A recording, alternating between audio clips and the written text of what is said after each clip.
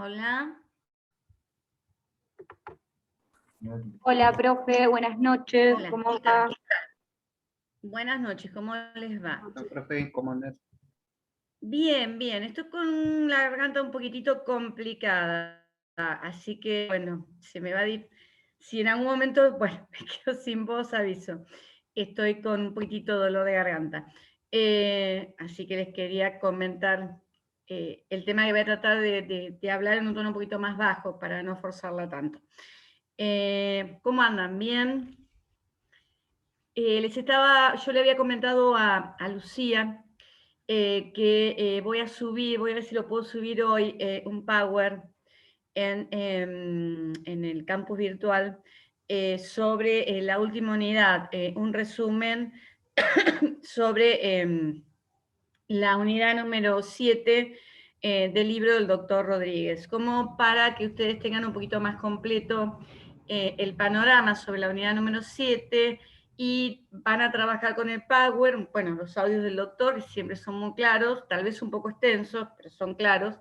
Y también con lo que es el capítulo, creo que número 11, concretamente, del libro del doctor Portela, que también explica de manera mucho más sintética, obviamente, lo que es el punto de vista interno y externo, la justificación interna y externa del fallo judicial, la estructura y también la distinción entre casos fáciles y difíciles. Así que bueno, vamos a trabajar un poco con todo este material. Bueno, como siempre les comento, yo les doy la clase y después al final ustedes vayan tomando nota de lo que se les dificulte o no entendieron respecto de la explicación y bueno, hacemos las preguntas allí. Bien, bueno, en principio, el doctor Rodríguez comienza más que nada trabajando o explicando para luego comenzar a analizar la estructura de la resolución judicial, haciendo una distinción entre el razonamiento teórico por un lado y razonamiento práctico por el otro. O sea, lo que nosotros tenemos que tener en cuenta es que en esta unidad concretamente lo que vamos a analizar es cómo resuelven los jueces, qué es lo que deben aplicar, cómo está fundamentado, las dificultades que pueden llegar a encontrar los jueces cuando tienen que resolver un determinado caso. Y además vamos a ver también lo que es la relación entre la justificación, lo que es la justificación fuerte o cómo funciona el tema de la moral en la justificación de los fallos judiciales. Recuerden que sobre todo en el libro del doctor Rodríguez, en su momento, en este capítulo especialmente, se hace una referencia a lo que es la concepción escéptica respecto de las normas y hacen las distinciones entre los distintos niveles del discurso ético, lo que es metaética, ética normativa y ética descriptiva sociológica, centrándolo principalmente en el nivel de metaética y en el nivel de ética normativa, que ya se vio en definición de derecho, y también hay un Power que yo subí respecto a lo que es valoración moral del derecho, para que ustedes simplemente le hagan un pequeño repaso respecto de cómo funciona concretamente el tema de la relación entre moral y derecho. Bien, así que eso lo tienen subido ustedes en lo que es la unidad número 2, porque se subió en ese momento cuando estuvimos analizando detenidamente las dos grandes concepciones, por un lado positivista y por otro lado naturalismo. Concretamente, y respecto de esta unidad, el doctor Rodríguez, partiendo de una distinción que en su momento ya realizó Aristóteles, que luego ha sido mejorada y precisada por otros autores modernos, pero que también lo vemos sobre todo en Kant, cuando habla de la distinción entre conocimiento, por un lado, conocimiento de tipo filosófico, de tipo conocimiento lógico, conocimiento empírico y conocimiento práctico. Vemos que hay una distinción entre lo que es por un lado el razonamiento teórico y lo que es por otro lado el razonamiento práctico. el razonamiento teórico está relacionado con la justificación de conclusiones o de premisas que hacen referencia a hechos de la realidad y que lo que se intenta justificar es la validez y además la verdad de las conclusiones a las cuales se arriba. O sea, este tipo de razonamiento teórico se da sobre todo en las ciencias sociales y en las ciencias naturales. En cambio, el razonamiento práctico es un razonamiento que está destinado a justificar de por qué se deben realizar determinadas conductas. Es un razonamiento que está dedicado a la acción, a influenciar para actuar de manera determinada y para...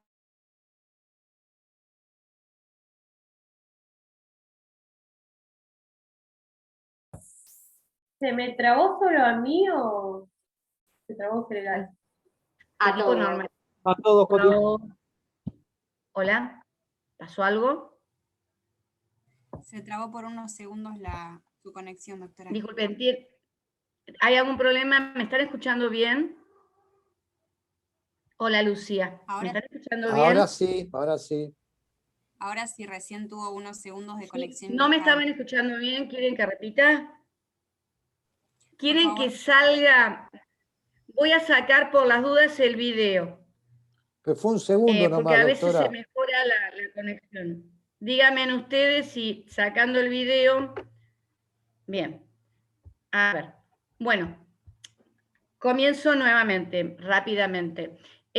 Cuando comienza a explicar el tema de lo que es la justificación de las decisiones judiciales, el doctor Rodríguez comienza haciendo referencia a la distinción entre lo que es el razonamiento teórico de lo que es el razonamiento práctico. En el razonamiento teórico lo que se busca es determinar la verdad o la falsedad de una cierta proposición. Una cierta proposición, recuerden ustedes que las proposiciones son descripciones de algún espacio, de alguna porción de la realidad y son además susceptibles de verdad o falsedad. Lo que busca este razonamiento teórico es explicar o predecir cierta cuestión de hecho. Esto quiere decir que y este tipo de razonamiento teórico es el que nosotros utilizamos en las ciencias sociales y también en las ciencias naturales. En cambio, el razonamiento práctico lo que busca resolver es una cuestión de tipo normativo.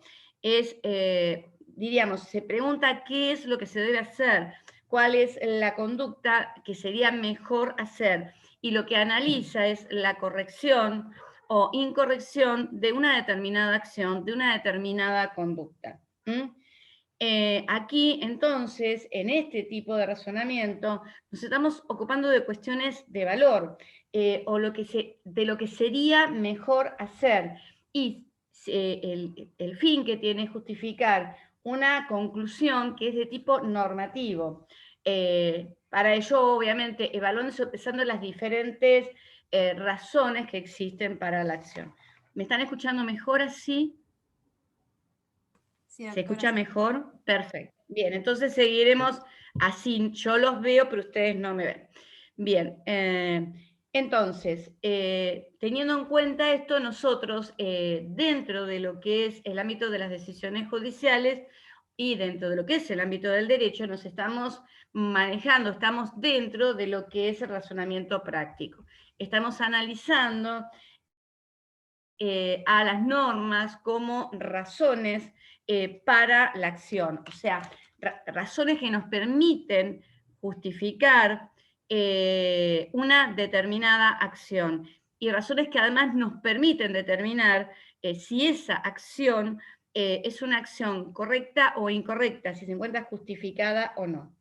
¿Qué son las razones para la acción? Las razones para la acción es cualquier factor que resulte importante, que resulte relevante, para determinar a favor o en contra de una determinada conducta, de una determinada acción.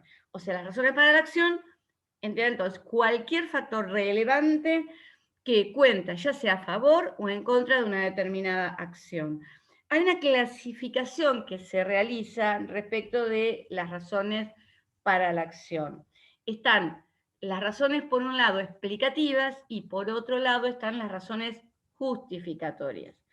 Las razones explicativas consisten en que en las razones psicológicas que tiene una determinada persona para realizar cierta acción, que permiten explicar que permiten explicar su conducta, cuál es la razón motivadora que ha tenido para realizar una determinada acción. O sea, las razones explicativas o motivadoras tratan de explicar un determinado estado psicológico que ha llevado a una persona a actuar de una determinada razón.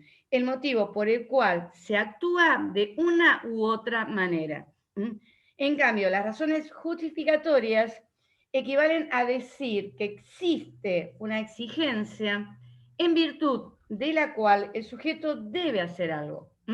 Entonces, aquí, en realidad, las razones justificatorias es toda razón, toda norma que justifique el hecho de realizar o no una determinada acción. O sea, las razones justificatorias es la justificación normativa de alguna conducta. Discúlpenme, estoy tomando un poquito de café. Estoy, la verdad, en miseria. Entonces, las razones para la acción, voy a hablar un poquito más despacito, se pueden clasificar en razones explicativas o razones justificatorias. Las razones explicativas tratan de justificar por qué una persona, o sea, son razones explicativas o motivadoras. Tratan de explicar un determinado estado psicológico que hace que una persona actúe de una u otra manera. En cambio, las razones justificatorias, que son las verdaderas razones para la acción, o sea, lo que a nosotros nos interesa, son los enunciados que se refieren, que serían susceptibles de verdad o falsedad relativa a un cierto sistema normativo. Esto quiere decir que en este caso nosotros estamos analizando la verdad o falsedad, corrección o incorrección de una determinada conducta a través de normas que justifican esa conducta. Cuando nosotros hablamos de razones para la acción, específicamente nos interesa o le interesa al doctor Rodríguez las razones de tipo justificatorio. Ahora nosotros igual vamos a analizar cómo utilizan a las razones tanto el realismo por un lado y el formalismo jurídico por el otro. Entonces, para hacer un resumen, las razones motivadoras y justificatorias pertenecen a categorías distintas, porque las razones motivadoras o diríamos razones explicativas están dentro de lo que es el ámbito psicológico, son estados psicológicos, mientras que las razones justificatorias son normas, son proposiciones normativas. No existe conexión entre las razones, por un lado, motivadoras y las razones, por otro lado, justificatorias. Porque uno de repente puede realizar una determinada conducta porque se encuentra obligado por una norma, aunque no se encuentre motivado psicológicamente para realizar una determinada acción. Entonces, no existe, diríamos, esta relación. Yo simplemente cumplo con la norma porque tengo razones prudenciales, pero no tengo, o sea, porque puedo recibir algún tipo de sanción, pero indudablemente no tengo ninguna motivación psicológica, una causa para que me lleve a cumplir, digamos, en forma, diríamos, convencida de una determinada norma.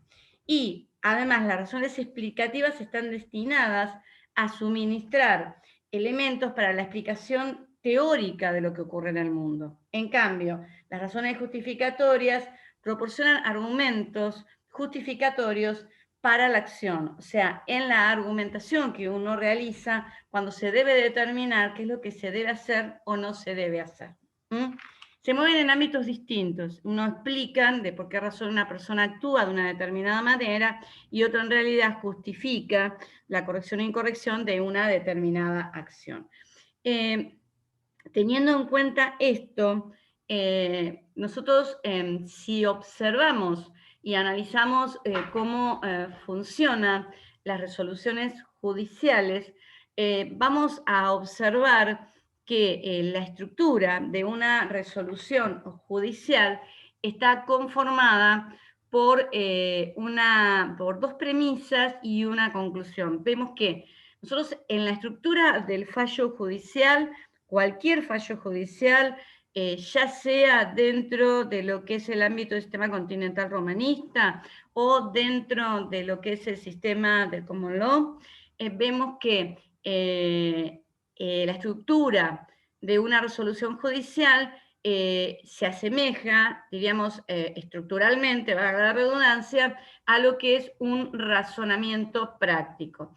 Nosotros tenemos, por un lado, una primera parte que son los considerandos, y por otro lado tenemos la resolución o conclusión o fallo. En los considerandos, nosotros lo que tenemos son las premisas que va a utilizar el juez para arribar a su resolución, a el fallo que va a dictar.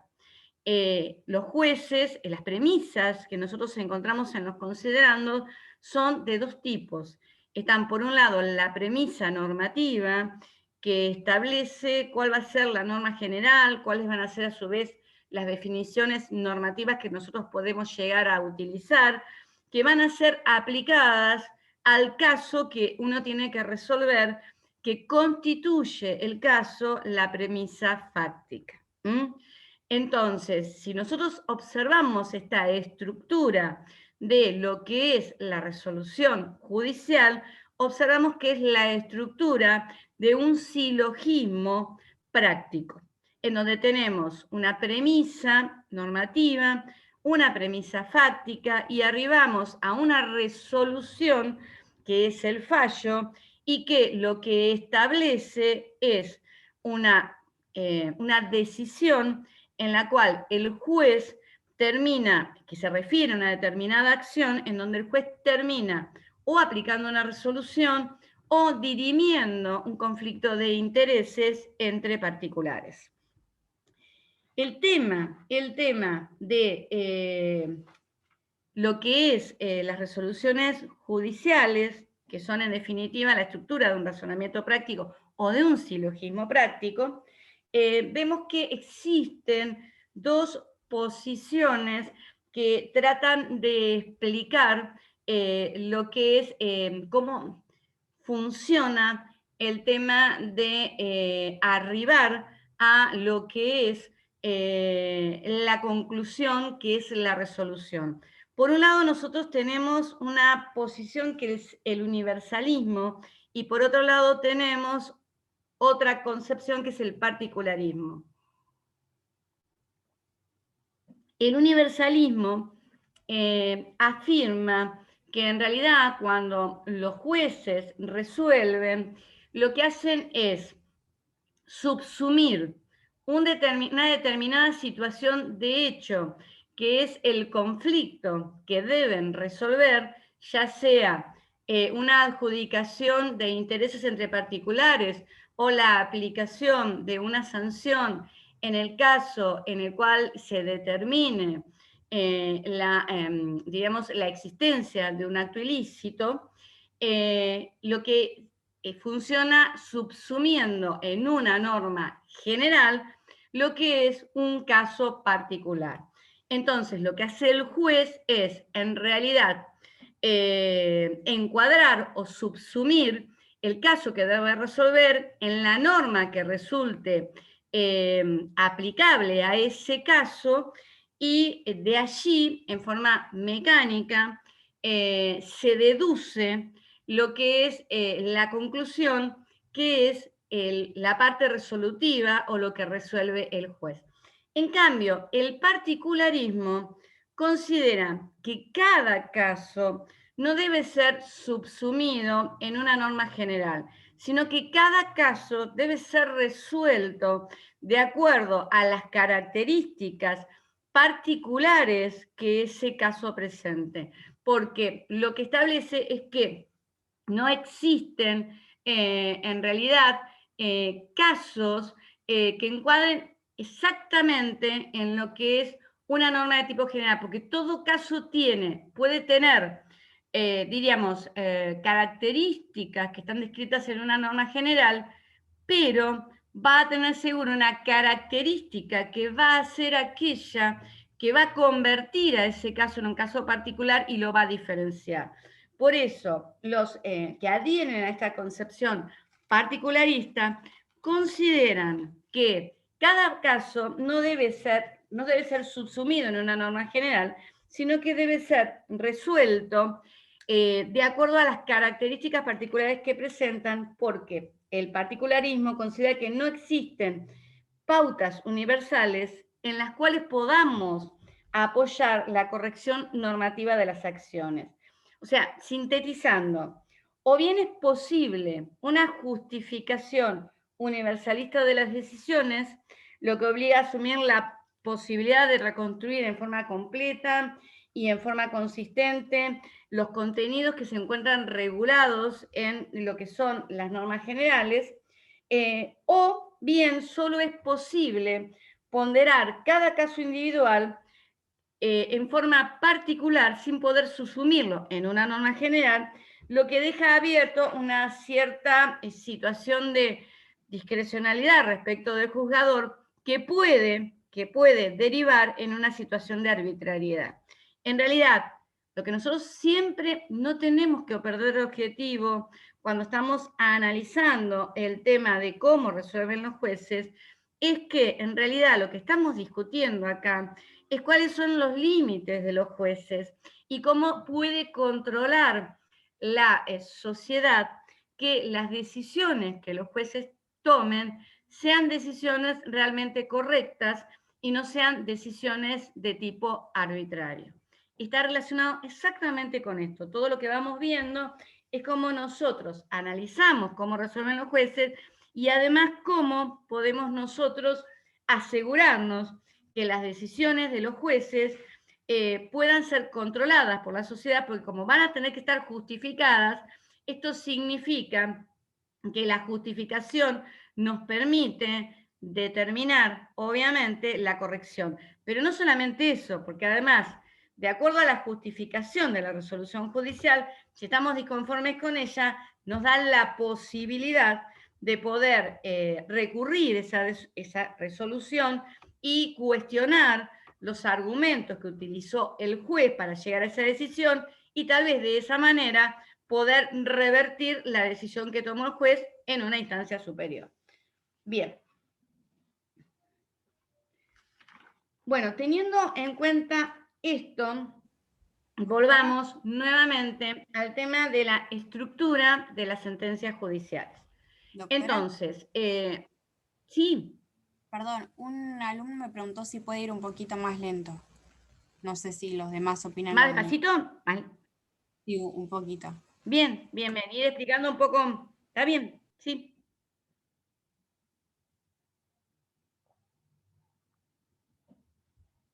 Bien, volviendo entonces a la estructura de las sentencias judiciales su estructura formal, su estructura lógica, es la de un razonamiento práctico en donde tenemos en la parte que denominamos considerando dos tipos de premisas. Una es la premisa normativa, que es la norma o normas o definiciones que vamos a utilizar como justificación de la decisión que el juez tome. Y por otro lado, tenemos una premisa de tipo fact, práctico, que es el caso que ha sido sometido a juzgamiento del juez. Ese caso puede ser una disputa de intereses entre particulares que se da dentro del ámbito civil, del ámbito comercial, dentro del ámbito administrativo, en donde en este caso tenemos una controversia de intereses entre un órgano público por un lado y un particular, o también lo que debe resolver el juez sea determinar la aplicación o no de una determinada sanción en el caso que se haya cometido lo que es un determinado ilícito. Dentro de esta estructura judicial existe digamos, un diferente enfoque de lo que de lo que establece el formalismo jurídico por un lado y lo que establece el realismo jurídico por el otro. El formalismo jurídico, que está sumamente relacionado con algo que ustedes vieron la semana pasada, que está relacionado con el tema de todo lo que es el movimiento positivista y también que está relacionado con el tema de la dogmática jurídica, en donde la dogmática jurídica es digamos, es la modalidad de ciencia del derecho que se da dentro de lo que es el sistema continental romanista. Es como los juristas consideran al derecho y cómo se investiga dentro de nuestro sistema de derecho. Ellos establecen, o sea, la dogmática de una presunción. Esa presunción es sobre el respeto y la fuerza obligatoria de la ley. Vean ustedes que también dentro de lo que es el sistema continental romanista, la principal y prácticamente excluyente fuente del derecho es las normas dictadas por el legislador. Ellos consideran que el sistema jurídico, como emanación del legislador, es un sistema que presenta determinadas características. Esas características ustedes las deben haber analizado con el doctor Gambini, con una regla mnemotécnica que él les brindó, que es el Quico-Hopon, que dice que el ordenamiento jurídico es un ordenamiento completo. O sea, parten que el legislador es un legislador racional y que como es un legislador racional, las normas que dictan son normas completas, coherentes, omniscientes, únicas, imperecederas, operativas, justas. O sea que el sistema jurídico tiene determinadas características porque es dictado por un legislador al cual consideran racional. Entonces, dentro del formalismo jurídico, la teoría del silogismo judicial está ligada directamente a esta posición, a la posición formalista jurídica, que concebía, teniendo en cuenta estas características de la norma y teniendo en cuenta que la principal fuente del derecho es la ley general emanada de un legislador, concibe a la actividad de los jueces concebía como una actividad puramente mecánica de aplicación del derecho. La labor de los jueces debía circunscribirse a deducir de manera mecánica y avalorativa la solución correcta, la única solución correcta que se podía deducir de la norma en la cual se subsumía el caso en el cual sometido a juzgamiento del juez.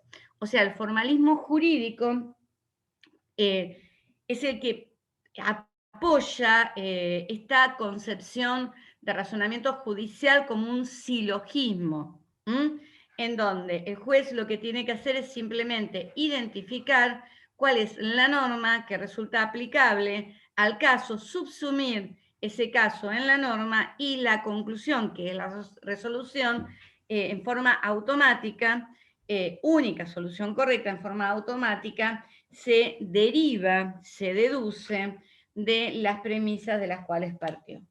Por otro lado, nosotros tenemos la posición del realismo jurídico. El realismo jurídico es un análisis del derecho que se realiza principalmente en el sistema de common law, en donde la principal fuente del derecho no es la norma emanada del legislador, sino que en realidad son los precedentes judiciales.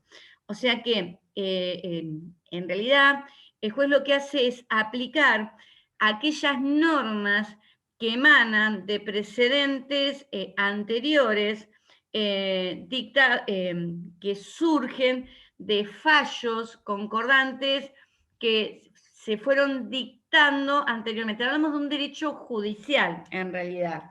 O sea, los jueces son, a diferencia del sistema continental romanista o del formalismo, el derecho emana de los jueces. O sea, son en realidad los jueces los que crean el derecho, ejercitando su discrecionalidad. ¿Y qué es lo que hace el juez? El juez, o sea, en realidad, ante una determinada situación, procede a tomar una decisión que puede o no estar fundamentada en normas escritas, pero puede estar fundamentada en simplemente valoraciones, en cuestiones ideológicas, en cuestiones psicológicas, en cuestiones personales. Y una vez que toma la decisión, lo que hace el juez es fundamentar, o sea, recurrir a recursos para fundamentar cuál ha sido, por qué ha llegado a esta decisión. O sea, primero resuelve y después busca en los considerandos, lo que hace es racionalizar los motivos de la decisión a la cual ha llegado. Primero resuelve y luego elabora el fallo buscando aquellos argumentos que le permitan justificar la decisión que ha tomado. ¿Entienden esto? O sea, concretamente, primero deciden sus casos, motivados por un plexo complejo de circunstancias, y luego invocan normas generales como justificación de su decisión. Ahora bien, si nosotros tenemos en cuenta esto, Doctora, sí, un alumno sí. pregunta en qué punto del programa estamos parados en este momento. Y no sé, tendría que mirar el programa, a ver, espérenme un chiquitito.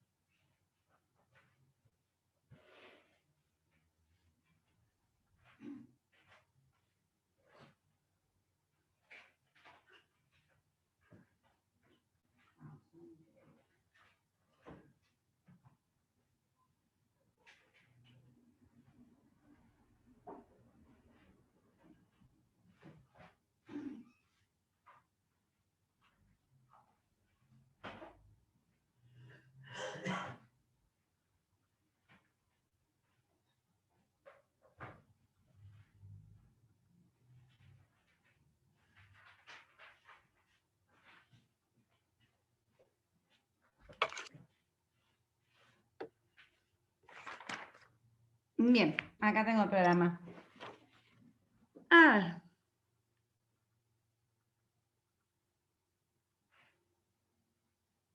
Bien, nosotros recién les estuve explicando razonamiento práctico, normas y razones para la acción. No vamos a explicar, porque no tiene mucho sentido, la paradoja del seguimiento de normas.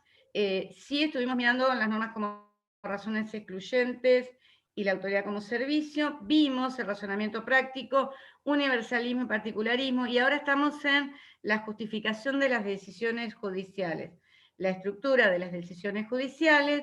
Y luego vamos a seguir con justificación interna, justificación externa y teoría de la argumentación, casos fáciles y casos difíciles. ¿Estamos ubicados? Bien. Concretamente, estamos en el punto 2, diríamos así, de lo que es la unidad número 7. ¿Ok? Bueno, seguimos Bien, entonces. entendió que Bien. asintió con la cabeza, gracias.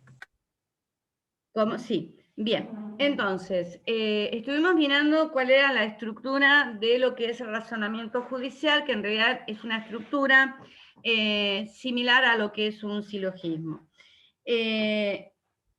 Vimos también que existen dos posiciones, diríamos. Por un lado, lo que es el formalismo jurídico y por otro lado, lo que es el realismo jurídico. Esta estructura del razonamiento judicial como un silogismo práctico, en este caso como un razonamiento práctico, se adecua perfectamente a la posición que sostiene el formalismo jurídico respecto a que, y que está relacionada además con la modalidad de ciencia del derecho que se desarrolla en el sistema continental romanista, que es la dogmática jurídica, que está relacionado con el tema que la dogmática jurídica considera que el derecho emana de un legislador, que ese legislador es racional y que por esa razón el derecho tiene determinadas características formales y además un determinado contenido de justicia. Y que por esa razón, en esta posición, que es la posición del silogismo, las normas que son dictadas por el legislador, además de ser completas, coherentes, justas, son omniscientes, regulan todo tipo de actividades y, en ese caso, la actividad que tiene el juez al resolver es una actividad en la cual lo que tiene que hacer es, atento a una determinada situación que debe resolver, que puede ser un conflicto de intereses entre particulares o entre particulares y el Estado, o la aplicación de una sanción, lo que tiene que hacer es determinar cuál es la norma general en la cual va a subsumir el caso particular que tiene que resolver, y una vez que encuentra la norma general y subsume el caso en esa norma, la conclusión se deriva en forma mecánica, simplemente por deducibilidad, de las premisas de las cuales parte. En cambio, el organismo jurídico dice lo contrario. Dice que en realidad la decisión, o sea, que es el juez el que crea derecho. Es el juez el que al resolver crea el derecho. Y cuando resuelve el juez, en realidad a veces tiene en cuenta normas generales y a veces simplemente resuelve por cuestiones ideológicas, valorativas, por razones psicológicas. Inclusive esta posición, que es el realismo jurídico, dice que ha llegado a afirmar algún autor que el juez, de acuerdo a lo que haya tal vez comiendo la noche anterior, o si durmió bien o si no durmió bien, va a resolver de una manera o de otra. Y que una vez que el juez toma la decisión, lo que hace es justificar, buscando normas que le permitan justificar la decisión que tome. O sea, diríamos que en realidad primero resuelve y luego busca las normas para que su resolución se encuentre justificada racionalmente. Bien, ¿qué es lo que dice el doctor Rodríguez respecto de este tema? Dice que en realidad lo que hacen, diríamos, la posición formalista o la posición realista es, diríamos, analizar la resolución judicial teniendo en cuenta, o sea, los realistas hacen hincapié en lo que son las razones explicativas o motivadoras que tiene una persona para resolver. En cambio, el formalismo jurídico hace hincapié en las razones justificatorias, en que son las verdaderas razones para lo que sería el doctor Rodríguez, o las importantes o las relevantes para el positivismo jurídico. Lo que hacen es, o sea, hacer hincapié en las razones justificatorias, y las razones justificatorias obviamente son aquellas normas que son utilizadas por el juez para justificar la conclusión a la cual arriba. Entonces, el realismo en realidad analiza la resolución judicial teniendo en cuenta las razones motivadoras o explicativas que llevó al juez a resolver de una manera u otra. En cambio, el formalismo jurídico analiza la resolución judicial teniendo en cuenta las razones justificatorias, concretamente las normas que el juez ha utilizado como justificación de su decisión judicial. Bien. Doctora. Digamos ahora... Doctora, sí. tiene una pregunta a un alumno. No sé si, Sergio, querés activar el micrófono para consultar. Sí, pero la vamos a hacer al final. Perfecto. No, al final hacemos todas, porque si no dicen que me pierdo y que empiezo a hablar de otras cosas. Entonces termino y después me preguntan. Que anoten qué es lo que no entienden. Bien. Ahora bien, entonces, ahora vamos a analizar, teniendo en cuenta la estructura de lo que es la estructura formal de lo que es la resolución judicial o de las sentencias judiciales, vamos a analizar o hacer una distinción que realiza la doctrina específicamente respecto a lo que es la justificación interna y lo que es la justificación externa de las resoluciones judiciales. En este caso, Wroblewski, creo que se pronuncia de esta manera, distingue entre justificación interna y justificación externa de las resoluciones. La justificación interna está relacionada con el aspecto formal de lo que es la resolución judicial. O sea, concretamente está relacionada con que la derivación que se realice sea una derivación lógicamente correcta.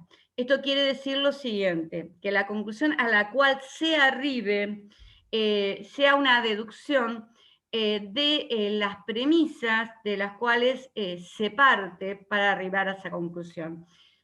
Simplemente que en la parte resolutiva el juez haya tratado, o sea, que la premisa normativa y la premisa fáctica se vean reflejadas en forma íntegra en la conclusión a la cual se arribe. Lo que es la justificación interna está relacionada, para que tal vez lo entiendan bien, está relacionada directamente con lo que es el recurso de nulidad. Uno puede apelar una resolución manifestando que la resolución es nula porque formalmente la deducción es inválida. Les doy un ejemplo para que les quede claro en un planteo que yo hice de nulidad de una resolución y que, bueno, lo hice ante la Suprema Corte y me resultó bien.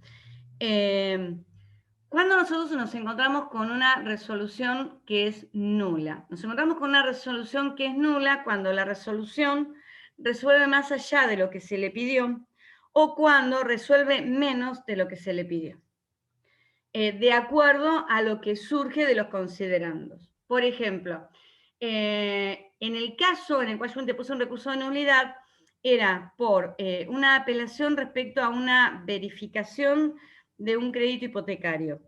Se había iniciado un incidente, digamos, el concursado había iniciado un incidente en donde pedía la nulidad de la hipoteca y yo había iniciado un incidente en donde manifestaba que consideraba que el monto de la hipoteca era mayor al cual se había verificado. Sale una resolución en la cual considera el juez de primera instancia que la hipoteca es válida. Pero el problema es que consideran que lo que se debe es una cantidad sumamente ínfima. O sea, me acuerdo que eran 1.400 pesos, una cosa así. Yo apelo por lo que era el monto que consideraba el juez que se encontraba verificado. En la otra parte, el concursado apela porque considera que era válida la hipoteca y él insistía en que no era válida. En la Cámara se resuelve y se determina la validez de la hipoteca, pero no dicen absolutamente nada del monto, ni sí, ni no, ni blanco, ni negro. dicen en lo que es la premisa fáctica, dicen que la parte concursada apela, agraviándose de que el juez de primera instancia determinó la validez de la hipoteca, la parte incidentada apela, considerando que el monto verificado resulta insuficiente o es sumamente bajo por el monto. Cuando resuelve solamente el tema de la validez y no dice nada sobre el tema del monto. O sea, no dice que estaba bien, no dice que estaba mal, no dice nada. Yo, obviamente, interpongo inmediatamente un recurso de nulidad ante la Suprema Corte diciendo que la sentencia era nula porque no había resuelto uno de los puntos de agravio que la misma Cámara decía que tenía que resolver. No lo había resuelto. Obviamente, muy rápidamente se anuló la sentencia, la Suprema Corte la anuló y ordenó dictar una nueva resolución. Le digo más, la nueva resolución determina la validez de la hipoteca, pero cambia el monto a cerca de 1 millón de pesos. O sea, había una diferencia importante. Pero allí tenemos nosotros, o sea, el tema de la justificación interna está relacionado directamente con la validez formal de la deducción. En cambio, la justificación externa verificaría no solo la validez de la inferencia, o sea, de la deducibilidad, sino también la corrección de las premisas. Es decir, que se vincularía con las elecciones de directivas y evaluaciones para el establecimiento de las premisas. O sea, no solamente se refiere a que, diríamos, la derivación en el fallo judicial es lógicamente correcta, sino también lo que analiza es que las premisas que ha utilizado el juzgador son además correctas. O sea, justificar además las premisas que ha utilizado el juzgador para llegar a una determinada resolución. Bien, acá es importante entender que esta distinción entre justificación interna y justificación externa, hay, disculpen, Eduardo, ¿me alcanzas agua? Agua. Me van a alcanzar un poquito de agua porque estoy con un problema en la garganta. Bueno, entonces, esta distinción entre justificación interna y justificación externa, nosotros actualmente, en lo que son los sistemas jurídicos modernos, en las democracias, los jueces deben siempre fundamentar sus decisiones. O sea, es un requisito constitucional, tiene una jerarquía constitucional, el tema de que las resoluciones de los jueces siempre deben encontrarse justificadas. O sea que, si nosotros tenemos en cuenta las disposiciones imperantes en las democracias modernas, las resoluciones judiciales tienen que estar justificadas tanto interna como externamente. Ahora bien, también en realidad existe o sea, en cuanto a esta distinción entre justificación interna y justificación externa, existen dos criterios para distinguir entre la justificación interna y la justificación externa. Uno de esos criterios es distinguir de acuerdo a lo que es la estructura de la resolución judicial. El que tiene en cuenta el tema de la estructura distingue entre justificación interna y justificación externa, entre la justificación interna es la que está relacionada con una cuestión de tipo formal y con la deducción válida lógica, en cambio la justificación externa está relacionada con la justificación que se realiza sobre la corrección sobre el contenido de las premisas. En cambio, hay otra distinción que también distingue entre justificación interna o externa, fundamentada en el origen de lo que es las razones que se utilizan para justificar. Si nosotros nos referimos, cuando se refieren al origen, la justificación interna está relacionada con que la resolución está justificada por las reglas del sistema, por las normas. En cambio, la justificación externa, si tenemos en cuenta la distinción respecto del origen, está relacionada con que la justificación está realizada no por las normas del sistema, sino por normas de tipo moral. Pero, ¿a qué viene el tema de la justificación interna y de la justificación externa de las resoluciones judiciales? La teoría de la argumentación considera que cuando nos encontramos con casos fáciles, en donde la identificación tanto de la premisa normativa como de la premisa fáctica no presenta ningún tipo de dificultades para la persona que debe resolver, alcanza con la justificación interna de la resolución judicial.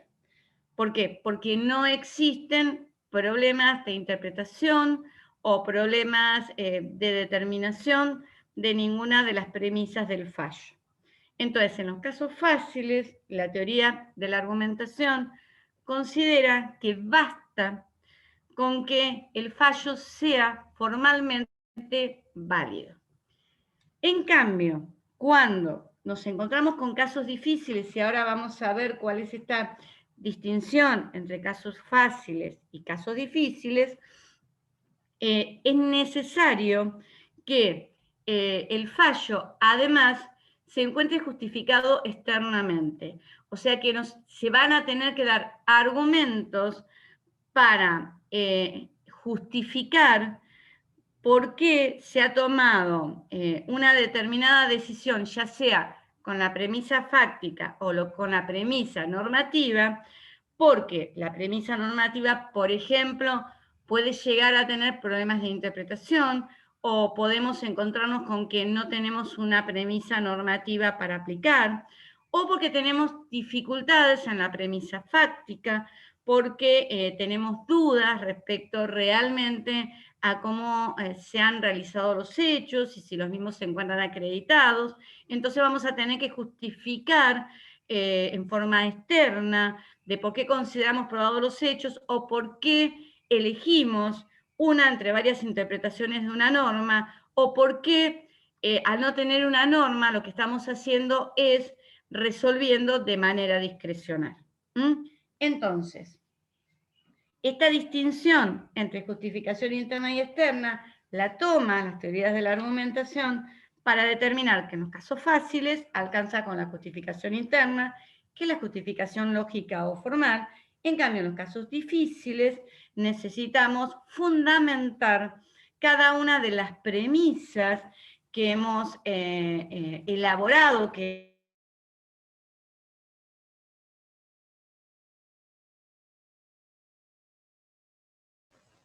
Doctora, se cortó el audio. No sé si pulsó el micrófono para Bien. que se escuche o si tiene mala conexión. ¿Qué pasa? ¿No están escuchando bien? No, se cortó lo último. Desde las premisas que han elaborado. A ver. Ahora, bueno, me están viendo. ¿Qué es lo que se cortó? ¿Qué es lo que estuvimos viendo la distinción? ¿Cómo utiliza?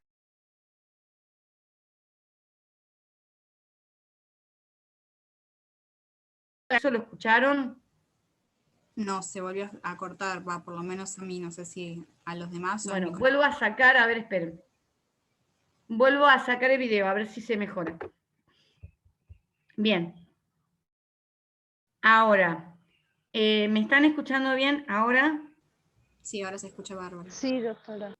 Bien, entonces voy a repetir por las dudas que yo estaba explicándoles a ustedes cómo las teorías de la argumentación, estoy hablando de Atienza, de McCormick, de Alexi, relacionan el tema de la justificación interna y externa de las resoluciones judiciales con el tema de lo que son los casos fáciles y difíciles.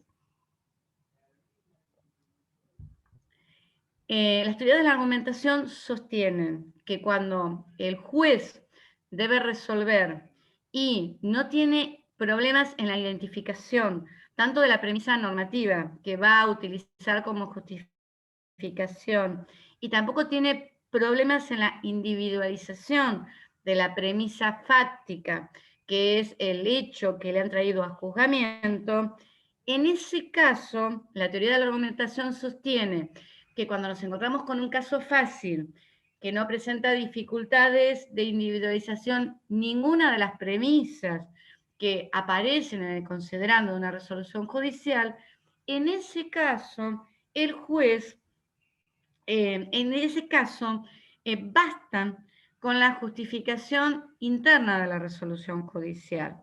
Esto quiere decir con que ese fallo simplemente se encuentra justificado de manera formal siempre y cuando la deducibilidad sea lógicamente correcta.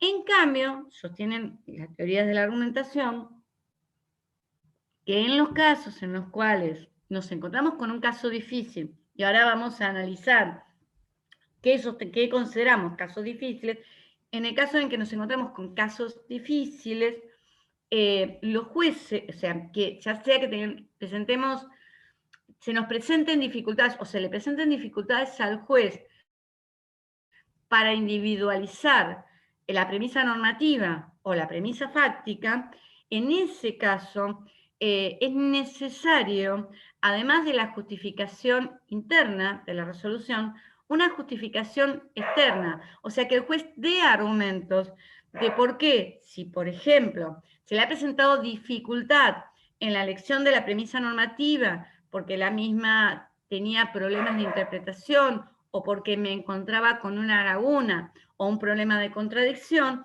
el juez va a tener que justificar con argumentos la corrección de la premisa que él ha elegido como fundamento de su resolución. Lo mismo en el caso de que se le presenten dificultades en la premisa fáctica, sobre todo de prueba, de saber si se encuentra o no probado el hecho y cómo, y cuál es el alcance fáctico de esa premisa, tendrá que justificar con argumentos por qué razón considera probados hechos que de repente presentan una determinada dificultad probatoria. ¿Cuáles son los casos difíciles? ¿Cómo clasifican los casos difíciles? Los casos difíciles pueden afectar a lo que es la premisa normativa o pueden afectar a la premisa, ¿cómo se llama? Fáctica. Siguiendo a Atienza en esta clasificación, que es precisada más por McCormick, los casos difíciles respecto de lo que es la premisa normativa pueden ser de interpretación o pueden ser de relevancia. Nos encontramos con un problema de interpretación respecto de lo que es la premisa normativa cuando tenemos dudas porque se nos plantean problemas semánticos respecto a lo que es la redacción de esa premisa normativa, ya sea porque tenemos problemas de términos vagos o porque tenemos problemas de ambigüedad, o sea, falta de precisión o varios significados que necesitan que el juez realice una precisión, si hay varios significados de cuál es el significado que elige, o si tenemos un concepto que adolece de precisión, que el juzgador precise ese significado impreciso. En cambio tenemos siempre respecto de la premisa normativa problemas de relevancia cuando en realidad dudamos de si existe una norma aplicable a ese caso. Es cuando tenemos, por ejemplo, concretamente un problema de laguna. O sea, acá estamos hablando concretamente de la clasificación de lo que es lagunas que Achurni y Bulliguen nos dan, específicamente estaríamos ante una laguna normativa. Y respecto al tema de lo que es la falta, o sea, lo que es el problema de interpretación, estaríamos ante lo que es una laguna de reconocimiento. Recuerdan ustedes que nosotros hicimos, no hicimos, yo me voy a hacer una clasificación de lagunas en lagunas normativas, que sería específicamente el problema de relevancia, lagunas de reconocimiento, que es cuando tenemos problemas semánticos de redacción de la norma, ya sea porque hay problemas de ambigüedad o de vaguedad. Ahí tenemos una laguna de reconocimiento. Y ahora vamos a ver otro tipo de lagunas, que es las lagunas de conocimiento, que son las que afectan a la premisa fáctica. Siguiendo la clasificación de Atienza y siguiendo a la precisada por McCormick, la premisa fáctica puede presentar problemas de prueba o puede presentar problemas de calificación. El problema de prueba está relacionado con las lagunas de conocimiento, de las cuales hablan Achurrón y Bulligin, que es cuando en realidad nosotros tenemos dudas sobre si el hecho sucedió o no, y en el caso de que haya sucedido, también tenemos dudas respecto a los alcances y las características de ese hecho. Es un problema concretamente de prueba. En cambio, el problema de calificación, siempre siguiendo esta calificación de Atienza y de McCormick, es cuando no tenemos dudas respecto al hecho, pero tenemos dudas respecto a si ese hecho encuadra o no en una determinada norma penal. Es un problema de tipificación. O sea, norma penal o norma en general. Es un problema de tipificación. Sabemos qué es lo que pasó y cuáles son los alcances, pero no sabemos si existe una norma, tenemos dudas para saber si ese hecho encuadra en una determinada norma. Nos pasaba esta situación de problemas en la premisa fáctica, el doctor Rodríguez precisa algo que es real. En realidad, este problema que Atienza y McCormick consideran que es de la premisa fáctica no es solo de la premisa fáctica, es un problema de relación entre la premisa fáctica y la premisa normativa, porque acá la duda está dada en si el hecho encuadra o no en una determinada norma. En realidad es una relación entre premisa fáctica y normativa. Independientemente de esto, Alsina, Atienza y McCormick encuadran el problema de calificación como un problema que es exclusivo de la premisa fáctica. Bien, entonces, hasta aquí llegamos al hecho que para la teoría de la argumentación, en los casos difíciles, que son estos casos en los cuales tenemos problemas, ya sea en la premisa fáctica o en la premisa normativa, los jueces se encuentran obligados, además, a argumentar y a justificar por qué toman una determinada interpretación o una determinada norma en la premisa fáctica y por qué razón, a su vez, toman una determinada rescisión respecto al alcance de la premisa fáctica. Ahora bien, es importante tener en cuenta cómo analiza Dworkin. Vamos a hacer una serie de consideraciones respecto a la posición de Dworkin y al tema de la discrecionalidad, de la cual hablan también el positivismo jurídico, y ya luego vamos a dejar para la próxima. No, yo les diría que abramos ahora, veamos el tema de hard working directamente en la próxima clase, porque si no, no vamos a terminar de verlo completo y creo que necesitan ustedes una serie de preguntas para hacer. Bueno, a ver, abrimos las preguntas. Bien, la única que había por chat es de Sergio. No sé si después de Sergio va a haber otras preguntas, pero bueno, Sergio, ¿tenés el micrófono para consultar?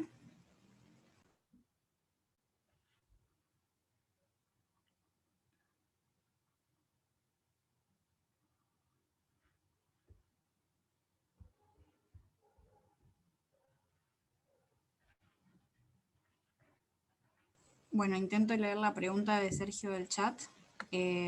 A ver, ahí está la pregunta. Espera que me fijo.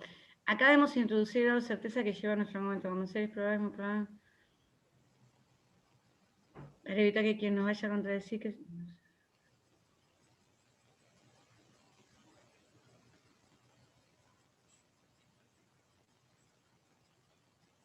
no entiendo muy bien la pregunta.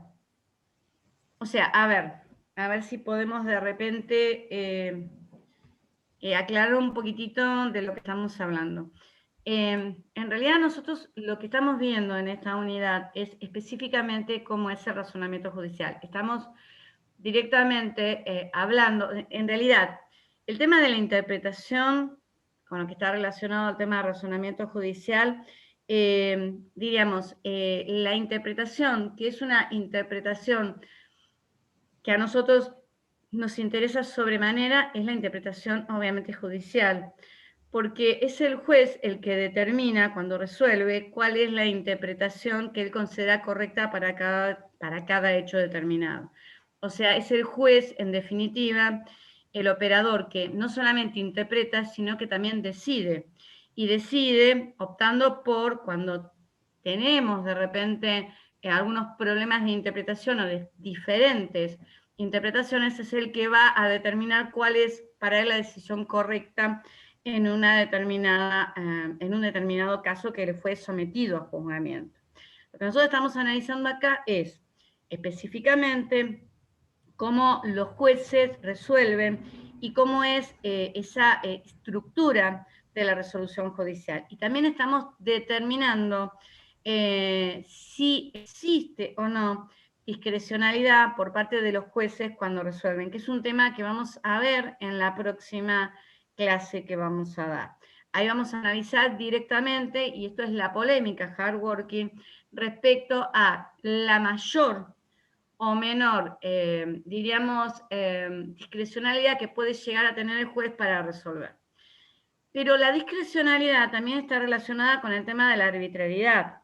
O sea, lo que se busca es que el juez, cuando resuelve, nunca tenga una discrecionalidad tal que pueda derivar en una situación de arbitrariedad. Los jueces, en definitiva, siempre, cuando tienen que resolver, tienen que interpretar.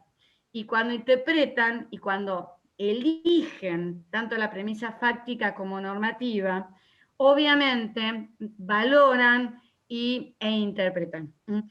Siempre hay un determinado margen de elección y un determinado margen de discrecionalidad.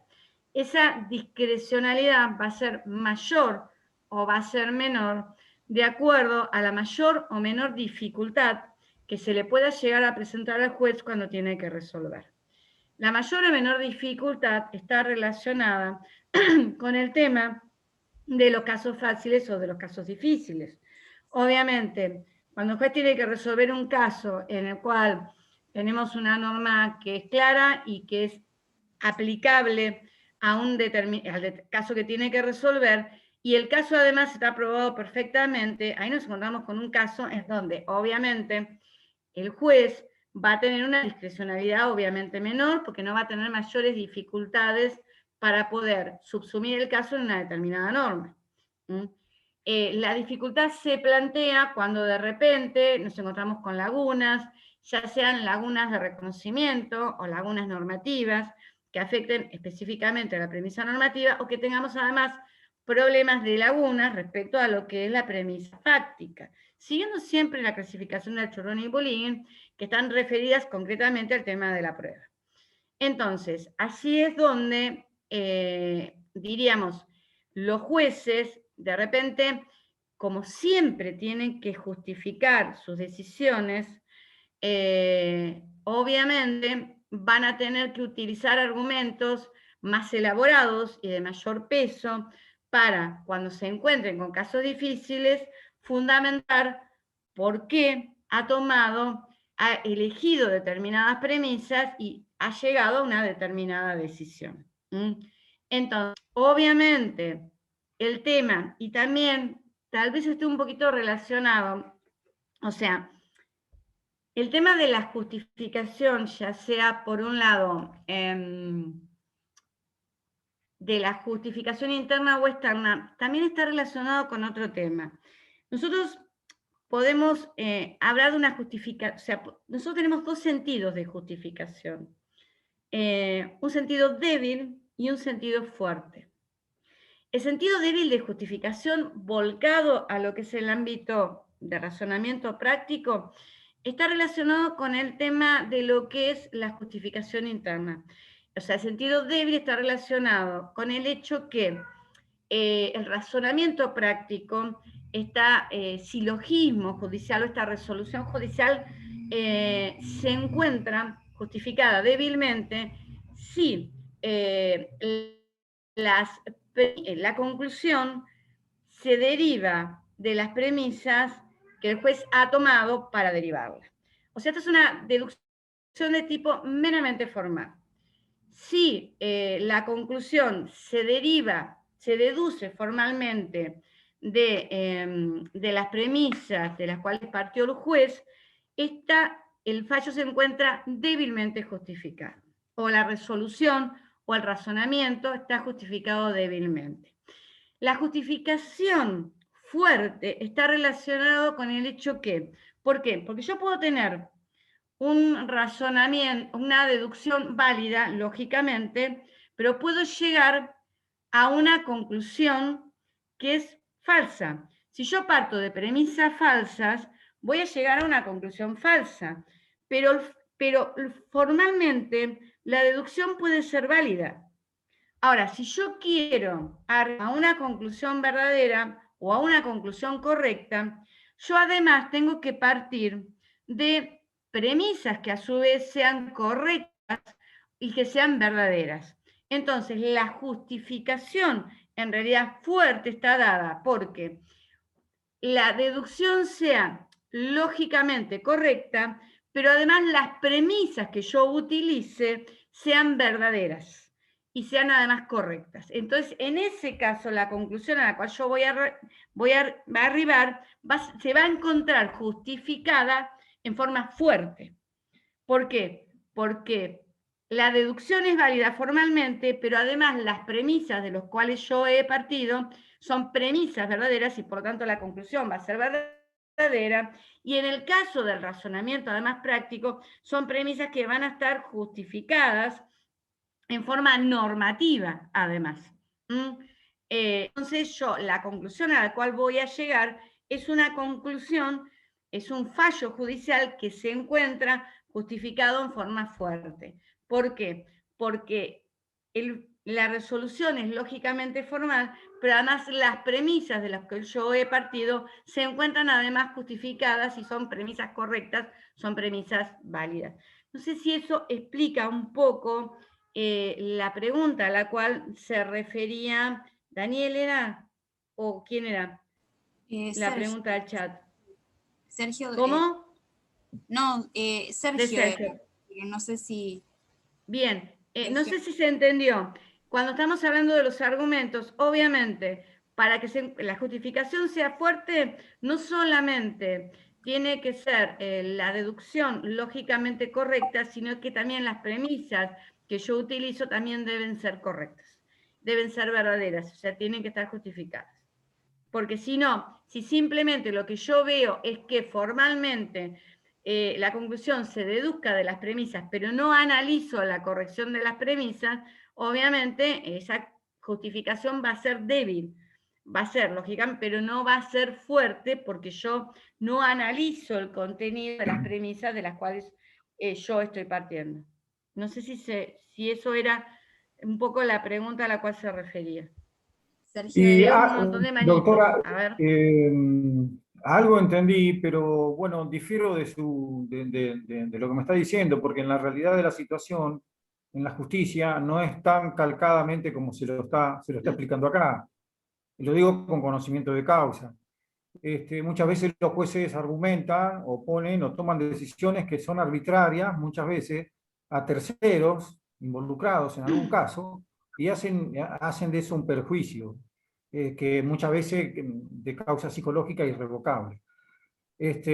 ¿Por qué lo digo? Porque yo estaba entendiendo que la argumentación, basándome en la argumentación de Tolmin, no sé si lo pronuncio bien, que debíamos introducir Working. en el grado de certeza. Todavía no lo hemos visto, Working. Working.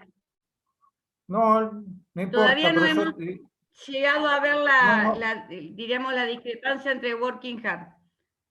No, pero yo no estoy buscando la discrepancia ni las diferencias, sino que estoy tratando de entender el tema de aserción, de evidencia, de gramática, de respaldo, ¿no? Que uno tiene que tener, porque usted mencionó cualificador modal, ¿no es cierto?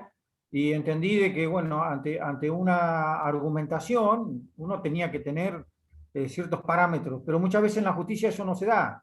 Y lamentablemente lo que se enseña muchas veces no va de la mano con lo que transita en la justicia real. Tan solo eso, doctora. Gracias por explicarme. No, pero yo no estoy tomando una determinada decisión y estoy diciendo además que los jueces siempre justifican bien. Lo que usted me está explicando es lo que yo les expliqué respecto a lo que dicen los realistas. Los realistas dicen que los jueces primero toman la decisión y después tratan de buscar los argumentos que justifiquen la decisión que ellos ya tomaron y que la pueden tomar por cuestiones ideológicas, por cuestiones valorativas, por cuestiones psicológicas. O sea, eso es lo que opina el realismo jurídico. Ahora, si usted me va a decir a mí cuál es mi opinión respecto a las resoluciones judiciales, bueno, uno tiene la posibilidad de apelarlas cuando esté disconforme. Y obviamente hay situaciones en las cuales uno se encuentra con decisiones obviamente de arbitrariedad. Y por esa razón, o no están bien justificadas, o la decisión que tomó se consideran incorrectas. Para eso está la posibilidad de recurrir. Y también le digo otra cosa, que lamentablemente cuando uno ya no puede seguir recurriendo, puede suceder, y ahora lo vamos a ver este tema, respecto a que a veces la verdad procesal o la verdad judicial no es la verdad real, y a veces sucede que las resoluciones, diríamos, o sea, una cosa es la verdad de un fallo judicial y otra cosa es la verdad real de lo que ha sucedido. Vamos a analizar en la próxima clase lo que es el tema de la justificación de las decisiones. No tenemos jueces Hércules, eso es real, como dice Working, que siempre van a encontrar la respuesta correcta para cada caso. Es la única respuesta correcta que tiene cada caso, lamentablemente. Yo no estoy diciendo que en la realidad se dé. Lo que estamos analizando es cómo los jueces deberían resolver y cómo deberían argumentar. Los jueces tienen que justificar sus decisiones. Si no estamos de acuerdo con esa justificación, tenemos la posibilidad de plantear nuestra disconformidad. ¿Qué sucede en el ámbito de la justicia? Bueno, hay jueces que resuelven muy bien y hay jueces que resuelven cualquier cosa. Bueno, totalmente. De hecho, uno a veces, sabiendo ese tipo de cosas, a veces recusa sin causa anticipadamente a algunos juzgados, ¿no? Pero doctora, bueno. Hay 3 preguntas más. Gracias, doctora. Sí. Bien, no sé si estaba primero Verónica o Constanza, después está la otra de las chicas y después una consulta de Raúl Cepeda. Hola, pregunto yo. Hola, sí, pregunto yo. Vamos allá. Dale. Sí, preguntá tranqui. Sí. Bueno. No se me peleen. No, por favor. Creo que un poco la contestó recién, pero a ver si la entendí. Si es un caso difícil, ¿no es cierto? Y primero resuelve, después justifica, se puede equivocar. Creo que lo contestó recién. Sí. Se puede equivocar. Claro que se puede equivocar. Claro, porque uno puede discrepar de la interpretación, obviamente. Claro que sí. Claro, porque si primero resuelve, es un caso difícil, primero lo resuelve, después lo justifica, él cuando va a buscar, ya él tiene que saber. Eso dicen los realistas. Eso dicen los realistas. Sí. Eso dicen los realistas. Independientemente de lo que diga el formalismo jurídico, también el juez se puede equivocar, obviamente. Claro. Sí. Tenía la Claro, mano sí, levantada, cualquier- todo pero lo- es como que lo fue contestando mientras yo lo iba pensando, es como que lo iba escuchando que me lo Y estaba lo que les respondiendo. pido es que no me hagan de repente, a veces, tener opiniones personales, no quiero tener un problema, pero a veces No. me quiero jubilar con determinadas decisiones judiciales. No. Estoy en un estado de mi vida en el cual quiero, bueno, me estoy poniendo de mal humor a veces, y a veces no contesto, pero hago planteos. Hoy fui a un juzgado a hablar sobre un tema diciendo, me están tomando el pelo, claro, y tiene razón, porque hay momentos en los cuales tenés que ir y decir, con temas, viste, que vos decís, ¿cómo me pueden estar sacando? Ahora pero me fui a hablar, digo, escúchame. O sea, uno a veces cuando se pone a hablar, discúlpeme, esto encima ustedes lo suben a YouTube. Este es un tema. Pero a veces sucede que te sacan, entonces vos vas a decir, discúlpame, en temas simples, en temas graves y en temas simples. ¿Qué sé yo? A mí una vez me pasó que me sacan una resolución en un trámite que yo hago cotidianamente, que son rectificaciones de partida, en donde me dicen, un juez, me dice, bueno, yo le voy a rectificar todas, menos las de defunción que corresponde que las rectifique no sé quién. Entonces, me voy a hablar al juzgado y digo, discúlpame, joda, ¿qué es esto? ¿Cómo me sacás este despacho? No, porque esto dice, qué sé yo, lo dicen. Digo, discúlpame, perdóname, pero acá tengo un expediente que me llevo en préstamo para hacer el testimonio y el oficio en una sentencia de rectificación que ustedes sacaron, donde, entre otras actas, me rectificaron ustedes mismos, me están dando en préstamo actas de defunción. Pero lo que es peor es que yo acabo de iniciar 2 rectificaciones y en una me hacen lugar a rectificar todas las actas y en otra me dicen que la de defunción no. El mismo juez y el mismo día. Entonces, ¿por qué no se ponen de acuerdo y resuelven de manera por lo menos uniforme las resoluciones judiciales? ¿Viste? Te pasan cosas, temas menores, ¿no? Pero el problema es cuando se resuelven temas que son de real gravedad y en donde sinceramente tenés que ir a hablar y decirle, o sea, llega un momento que uno tiene que realmente ir a hablar y decirle a solas, ¿qué estás resolviendo? O sea, hay jueces que son excelentes y que tienen criterio, y hay jueces que de repente vos decís, qué sé yo, ¿viste? Te sacan cada resolución y que no están dentro de las normas. Yo interpreto esto, sí, pero interpreta usted solo.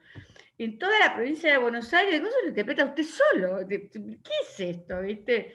O sea, decisiones, interpretaciones contraleguen de acá a la China, qué sé yo. Viste, es un tema. Hay momentos en los cuales uno se cansa, sobre todo cuando uno ya lleva mucho tiempo de ejercicio profesional y a veces se encuentra con soluciones, qué sé yo, que un juez te llame y te diga, mira, tengo que resolver esto, pero quería hablar con vos porque, mira, quería...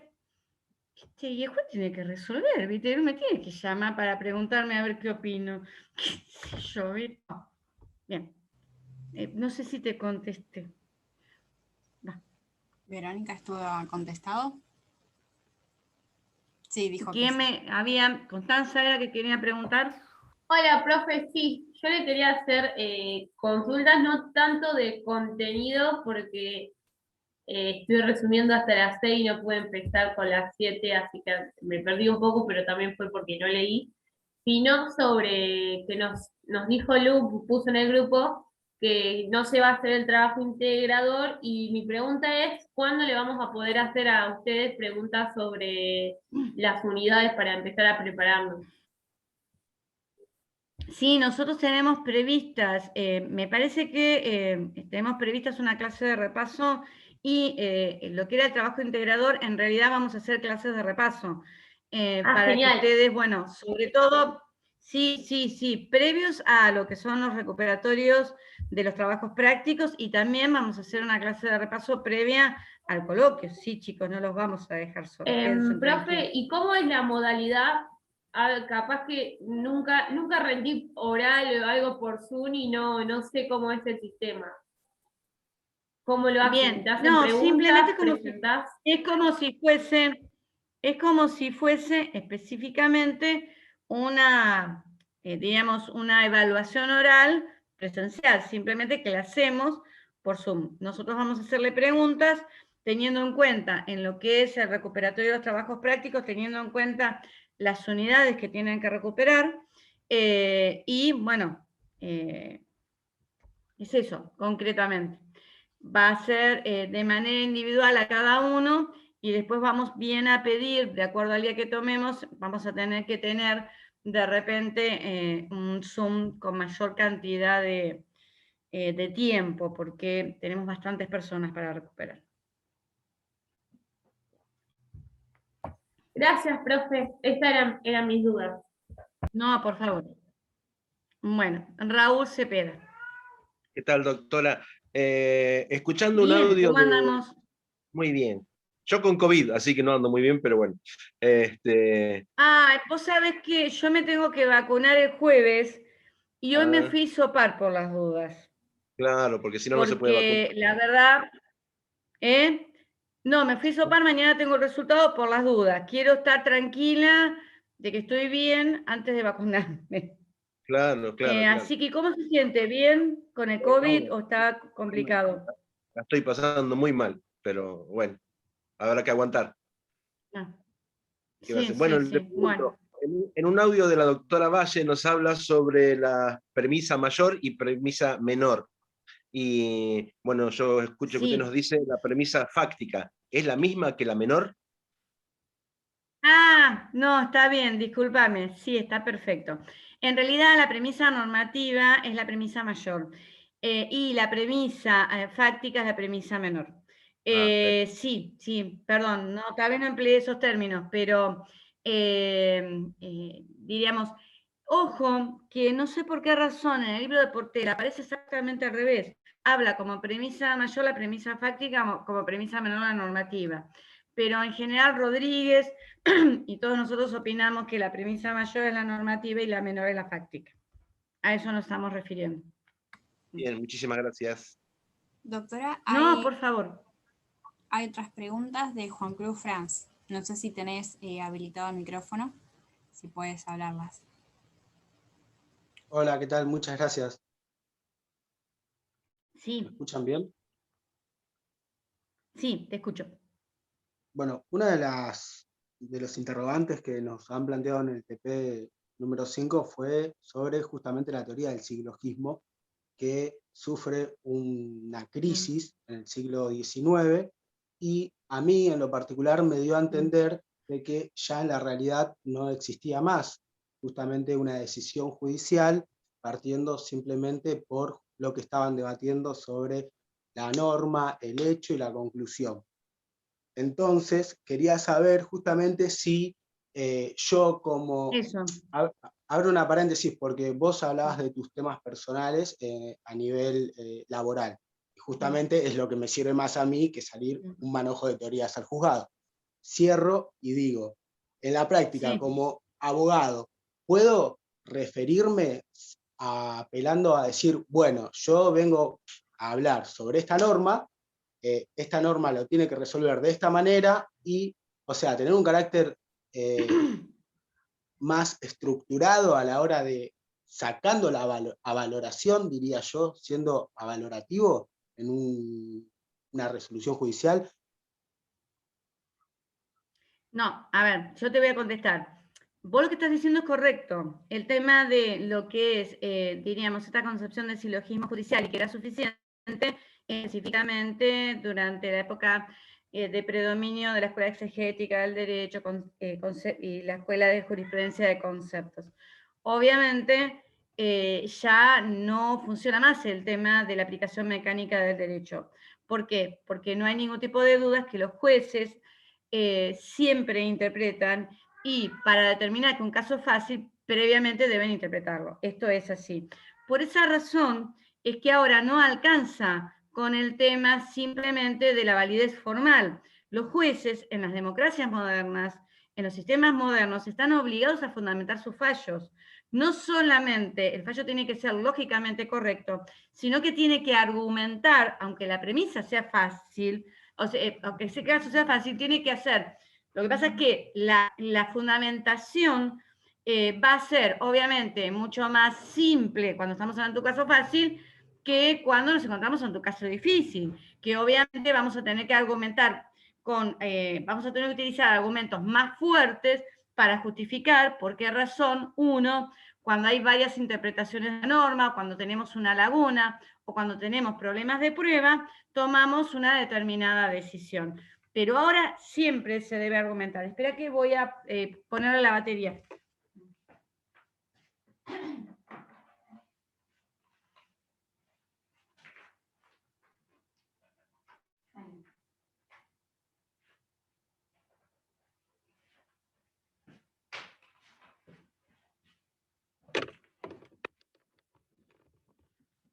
Bien, y volviendo a lo que vos me decías cuando te pones a ejercer la profesión, la justificación interna, que es simplemente que el fallo sea lógicamente correcto, es aquella que funciona cuando, o sea, es la que se aplica cuando vos interpones una apelación y fundamentás esa apelación en que el fallo es nulo porque ha violado la justificación interna, o sea, la deducción lógica que debe tener todo fallo. O sea, ¿qué significa? Que la conclusión a la cual arriba el juez tiene que estar contenida, tiene que ser deducción de las premisas que utilizó para llegar a esa conclusión.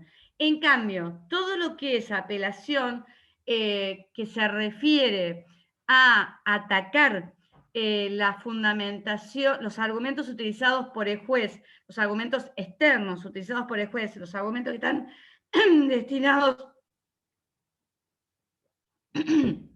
a fundamentar el contenido de las premisas, o sea, la verdad o corrección de las premisas que utilizó, eso van por lo que es un recurso de apelación, en donde vos ahí estás atacando el contenido de esa resolución, estás atacando el contenido de los argumentos utilizados para la premisa normativa, para la premisa fáctica o para ambos. Entonces, lo que es la justificación externa, que ahora todos los fallos judiciales tienen que tener, porque es una exigencia del Estado de Derecho, que el juez tiene que fundamentar, diríamos, externamente, por qué toma una determinada decisión, eso va por el recurso de apelación. También el recurso de apelación puede ser por el contenido o puede ser por un defecto formal. El defecto formal, que es la nulidad de la resolución por un defecto formal, está relacionado con la justificación interna, con la derivación lógica, con el silogismo. Lo que es, digamos, la disconformidad con el contenido que está relacionado con los argumentos que vos utilizás para determinar la corrección o verdad de las premisas, es la apelación respecto del contenido normal que uno realiza en cualquier resolución judicial. No sé si quedó claro. O sea, ahora No, la justificación es interna y externa. Vos, la interna la atacás por el recurso de nulidad, la externa por un recurso respecto del contenido que te disconformás. O sea, cuando vos planteás en qué te agravia la resolución, me agravia por, o sea, por el argumento que utilizó respecto tal, me produce agravio, que disiento con los argumentos utilizados por el juez respecto a tal, y entonces decís, ¿por qué disentís? ¿Por qué tu interpretación es diferente? Y la Cámara o el Tribunal de Apelación va a resolver si tu agravio es procedente o no es procedente. Permiso. ¿Quedó claro? ¿Fran? Sí, yo estoy viendo que el sistema normativo en sí, por ejemplo, el Código Penal, es valorativo también, tiene normas valorativas. Por ejemplo, el artículo 76 sobre la aptitud que tienen los seres humanos para contraer o no obligaciones. O sea, yo puedo apelar a la valoración ante un caso penal a través de una norma que también es valorativa, porque en sí me está valorando que esa persona no estaba en su máximo razonamiento para llevar a cabo o no una actitud, una actitud, sí. Sí, ojo, que ahí en realidad estamos ante un concepto que adolece de vaguedad. Claro. Es un concepto que es impreciso, o sea, claro, no es de repente valorativo, pero independientemente de eso, a ver, tanto en la aplicación como en la creación del derecho, obviamente el tema de los valores tiene mucho que ver, porque vos cuando elaborás una determinada norma, tenés un determinado objetivo en determinado fin, y vas a realizar, o sea, acá hay un tema que es real, o sea, una cosa es la descripción del derecho y otra cosa es el tema de la creación y de la aplicación del derecho. O sea, los positivistas lo que sostienen es que no existe una relación conceptual entre el derecho y la moral. O sea, cuando yo trato de identificar un sistema jurídico, lo identifico por el origen de un determinado legislador, o sea, lo identifico por determinadas características que debe tener, pero no por el contenido que debe tener. Pero esto no quiere decir que entre derecho y moral no exista ninguna relación. Ahora entiendo. O sea, vos una vez que identificaste claro, vos cuando te pones a... Los jueces, cuando resuelven, siempre valoran. Lo que sucede es que lo que se discute es si esa valoración, lo que el juez tiene que demostrar, que esa valoración que él tiene es una valoración racional y es una valoración que comparte la ciudadanía. Que no es que yo resuelvo esto porque es mi... O sea, lo que tiene que hacer cuando resuelve, que seguro valora. O sea, cuando elige una norma, cuando elige los hechos, todo, está valorando, está prefiriendo, seguro. Lo que tiene que argumentar el juez es que esa valoración no es solamente de él, no es arbitraria, que es una valoración que se encuentra justificada razonablemente, que cualquier persona que siga sus argumentos va a llegar a la misma conclusión. Esos o sea, argumentos. ahí estamos hablando de la justificación del juez. Tiene que demostrar que a la conclusión a la cual él llega, todos van a llegar a esa conclusión. Ahora, si el juez no logra justificar adecuadamente, vos podés tranquilamente recurrir y demostrar que esa justificación no se encuentra, no es válida, qué sé yo, y lograr revertir esa decisión. Pero obviamente, el ser humano es racional porque obviamente decide. Y para decidir se prefiere y se valora. Y vivís en un mundo de valores desde que te levantás hasta que te acostás. Había en las Claro. decisiones judiciales, sí, en las decisiones judiciales. Pero igual eso lo vamos a ver en la próxima clase, ¿eh? Quédate tranquilo. O sea, estamos empezando. Pero vamos a ver cómo juega el tema de la valoración y de la moral en temas de resoluciones judiciales. Nombraste dos corrientes. Una fue el realismo jurídico o judicial, puede ser, y la otra, ¿cuál era? En la toma de realismo decisiones. Jurídico, el realismo y el formalismo jurídico. ¿El formalismo me lo puedes explicar de nuevo, por favor? Sí, el formalismo jurídico es una concepción sobre determinadas características formales que se considera que tiene el sistema, que tienen el sistema jurídico. Y esas características formales son las que perfectamente definen los dogmáticos del derecho. Es una diríamos, una valoración definitiva que se realiza sobre, sí, o sea, es lo que les explicó perfectamente seguro el doctor Gambini respecto a determinadas características que los dogmáticos consideran que tiene el derecho. Primero, ellos consideran que el legislador es un legislador racional, que no va a dictar cualquier tipo de normas, que va a dictar normas que sean completas, que sean coherentes, que no sean contradictorias entre sí, que regulen todo tipo de situaciones. Se considera además que el legislador es único, aunque en realidad los cuerpos son colegiados. Se considera que es imperecedero porque su voluntad se mantiene en las normas que dicta. Se considera que además es justo porque no puede dictar normas que tengan un contenido que vaya contra lo que es las pautas de la justicia. O sea, el formalismo jurídico parte de determinadas características formales que tienen los sistemas y que hacen que no tengan ni contradicciones, que no tengan lagunas, que sean... Concretamente, esa es la posición. Y si nosotros tenemos en cuenta estas características, obviamente el juez lo único que tiene que hacer es encontrar la norma en la cual subsumir el caso y listo. No tiene que interpretar nada, ya hizo todo el legislador. Obviamente,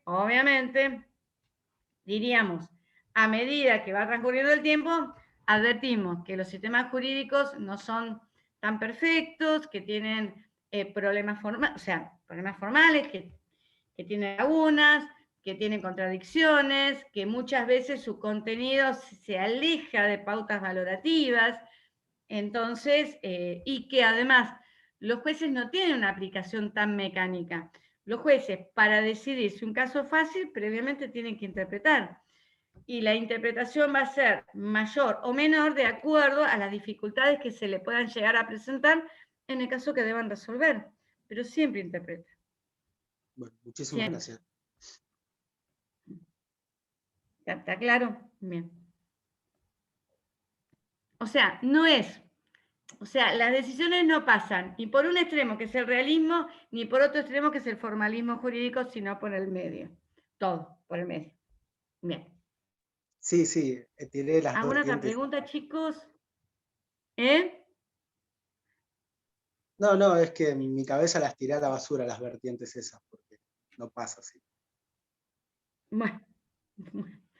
Bien, ¿alguna otra pregunta? Igual en la próxima clase vamos a continuar viendo temas que están relacionados con dudas que ustedes ya se les van avanzando y quieren y preguntan. Bueno, Claudia, ¿una pregunta quiere hacer?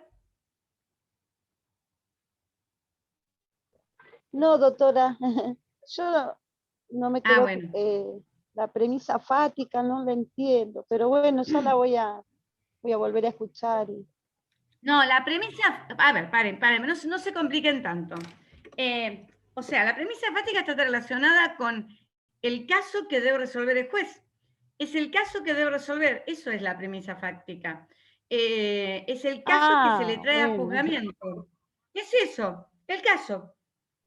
El caso es un hecho que el juez debe resolver. Claro, es eso, es el caso, que sea, es el caso que es un tema de la realidad que debe resolver. Puede ser una disputa entre locador y locatario que uno no le pagó y el otro quiere que... O puede ser un tema suscitado por una venta de algo, o puede ser un tema suscitado por un ilícito que alguien comete y que el juez debe determinar si lo cometió o no y tiene que aplicarle o no una determinada sanción. Es el hecho que el juez debe resolver. Muchas gracias, doctora. Eso es la premisa fáctica. Fáctica viene de hecho. Es eso. ¿Quedó claro? Sí, gracias, doctora. Bueno. ¿Alguna otra pregunta? Si no, ya la próxima clase vamos a seguir viendo estos temas. No, por ahora. Bueno. Por hoy no. Entonces nos vemos el próximo jueves y Raúl, que te mejores, por favor. Sí, hasta el próximo jueves. El tema del COVID está complicado. Mucha salud para Cuídense compañeros. todos. Gracias. Raúl, hasta luego, chicos. Nos vemos el jueves. Espero con la garganta un poquito mejor. Y va el jueves. Chao. Doctora, no se va a vacunar con el COVID. Chao. No se va a vacunar con el COVID. Me vacuno jueves, pero mañana tengo el resultado del hisopado, por las dudas. Hasta luego. Bueno, ojalá todo salga bien. Que tenga suerte. Gracias. Sí, esperemos. Chao, chao. Chao, profe.